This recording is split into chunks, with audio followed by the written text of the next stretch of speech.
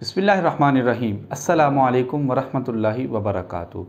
मुअज़्ज़ज़ नाज़रीन, उम्मीद है आप सब खैरियत से होंगे। अल्लाह ताला आप सबको अपने हिफ्ज़ व अमान में रखे।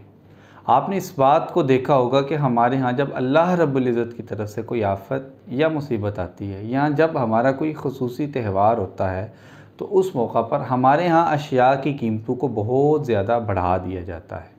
तो आया हम कुरान और सुन्नत से इस बात का जायज़ा लेते हैं। यह हदीस मुबारका अबू दाऊद में है।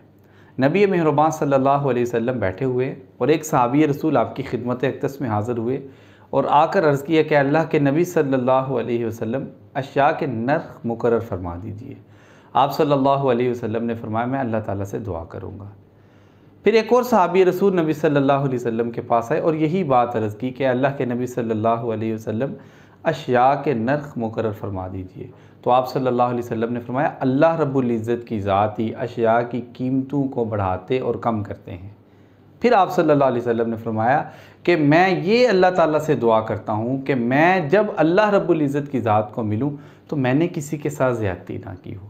तो मौजूदा सूरत हाल में जब हमारे मुल्क पाकिस्तान के अंदर सैलाब आया हुआ है और हमारे यहाँ खैमों की कीमतों के अंदर बेतहाशा इजाफ़ा कर दिया गया है, और अगर दुनिया का जायज़ा लें या जहाँ पे अशिया बनती हैं तो उसकी तरफ से कोई नोटिफिकेशन जारी नहीं हुआ कि हमारे पास माल कम हो गया है या हम सप्लाई वगैरह नहीं कर रहे।